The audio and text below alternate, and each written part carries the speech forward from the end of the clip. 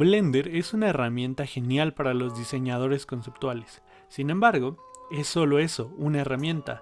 Y sin la guía adecuada, sería complicado saber qué hacer al momento de abrir el programa. De ahí la importancia de tener un plan sin siquiera haber abierto Blender. A esto, en la industria se le conoce normalmente como thumbnails, que son exploraciones rápidas que se hacen con el fin de llevar a cabo la mayor cantidad posible de escenarios donde nosotros planteemos lo que se nos da tanto en un brief como en una propuesta de diseño. Una vez que sabemos qué es lo que se va a realizar, de ahí por fin podemos pasar a Blender. Cabe aclarar que no hay un número adecuado de thumbnails, no hay una fórmula mágica que te diga después de 10 o después de 100 vas a tener un resultado adecuado. Sin embargo, mientras más exploraciones hagamos, más posibilidades vamos a tener de llegar a un resultado que nos guste o que sea favorecedor a lo que el proyecto necesita. Una vez que comenzamos con Blender, el proceso es muy sencillo. Comenzamos situando un plano, con el cual podemos tener una referencia tanto espacial como proporcional. De ahí ya podemos poner la cámara. Esta cámara nos sirve para tener una idea clara de hacia dónde estamos yendo, pero no necesita ser la cámara definitiva. Lo que sí es importante tratar de situarla lo más parecido a la referencia posible. Y con eso podemos empezar a hacer el blockout, el cual consiste en tomar primitivos y con eso hacer las formas generales de la estructura que estaríamos planteando para esta ilustración. Durante esta primera fase el proceso no cambia, ya que lo que estamos tratando de hacer es ver cómo los diferentes elementos de la escena se relacionan entre sí. Por eso es que utilizamos el blockout, ya que este, al ser muy rápido, nos permite equivocarnos de manera sencilla y corregir aún más fácilmente. Otro punto clave que tenemos a lo largo de esta primera etapa es tener en cuenta cómo los elementos están generando una composición que pueda o no ser atractiva para las personas.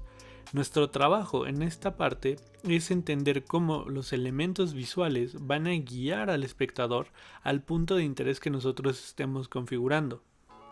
Y aquí es donde Blender nos permite una facilidad tremenda, ya que los objetos que situemos en la escena los podemos mover, los podemos modificar, los podemos editar y no es un proceso tan largo como lo sería en caso de que estuvieran siendo dibujados, ya que al momento de mover un objeto en el espacio, este tendría cierta deformación, cosa que Blender calcula automáticamente, resolviéndonos por ese lado todo el trabajo de perspectiva que puede llegar a ser muy tedioso o que puede hacer que el proceso de desarrollo sea más largo. Pero donde Blender en verdad es la estrella del show es con la capacidad que nos da a los diseñadores de montar cámaras virtuales y tener un control absoluto de la luz. Ya que con estas herramientas nos permiten tener un control granular tanto de la parte narrativa como dentro de la parte emocional. Podemos tener en consideración cómo podría ser una imagen con un lente más apretado, con un lente más abierto, haciendo que se abra lo que nosotros podemos alcanzar a ver, o ya que tengamos todo eso montado, ver cómo la luz está afectando nuestra escena. Y es que estos dos factores son de suma importancia, puesto que la cámara nos permite ver a través del mundo y la luz nos permite ver ese mundo. Aquí es donde una luz más tenue, una luz más fuerte, una luz más cálida o una luz más fría cambia por completo el panorama que estamos viendo. Y el hecho de que Blender nos permita estar probando diferentes luces con tan solo cambiar un nodo entre ellas hace que el proceso de iteración que tiene el diseño sea mucho más lineal y nos permite aprovechar nuestras herramientas para contar con mayor facilidad todo aquello que nosotros necesitemos decir. Y esto es lo que hace tan atractivo a Blender, la capacidad de poder ajustar tanto cámaras como luces, como texturas, materiales, modelos, de forma rápida, haciendo que el esquema de trabajo del diseñador conceptual sea cada vez más lineal y no tener que estar perdiendo tiempo en corregir detalles pequeños que de otra forma restan al proceso que se genera. Podemos observar cómo al probar estas iluminaciones, el escenario que se plantea es sumamente diferente en cada una de ellas. Y aunque las tres son completamente válidas, para esta ilustración se decidió tomar una que reforzara la parte misteriosa del asunto y que además nos diera este sentimiento de incertidumbre y de pesadez que, aunque viene con una aventura, no es una aventura segura. Sumada a esta parte, también podemos hablar de cómo la cámara se está cambiando. Justamente al principio, como lo habíamos comentado, la cámara nos permite hacer una especie de bosquejo, pero al momento en el que nosotros ya estamos más metidos en la composición final y en este planteamiento de la luz y de cómo va a estar la escena, se pueden separar los planos, que por ejemplo en este caso nuestro primer plano, que es el protagonista, se separa del último, y al aumentar la distancia aún podemos dar esta sensación de que le falta algo por recorrer, que aún no está llegando a ese punto final y que apenas está comenzando su aventura.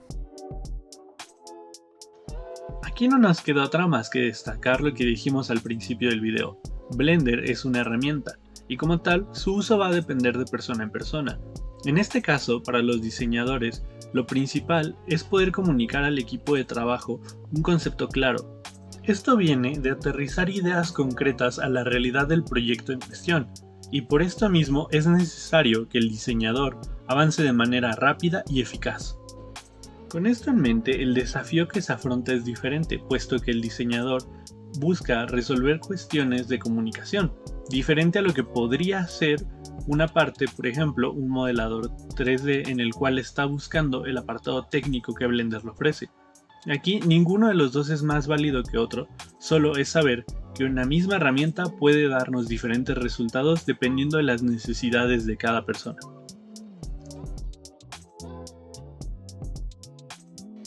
Continuando el proceso, delimitamos el posicionamiento final tanto de las luces como cámaras y los elementos en la escena con el fin de poder sacar los renders finales. Además de esto, vamos a sacar un par de pases que nos permitirán hacer una mejor incorporación en Photoshop, tomando en cuenta que si bien Blender nos permite integrar prácticamente cualquier elemento de la realidad a nuestra escena, habrá cuestiones que por las habilidades que hemos desarrollado sean más sencillas de solucionar en Photoshop. Aunque bien esto ya es una cuestión personal, puesto que aquí cada diseñador tiene que conocer sus fortalezas y debilidades, aprovechando las herramientas para poder obtener el mejor resultado de manera estratégica y sin complicarse la vida durante el proceso.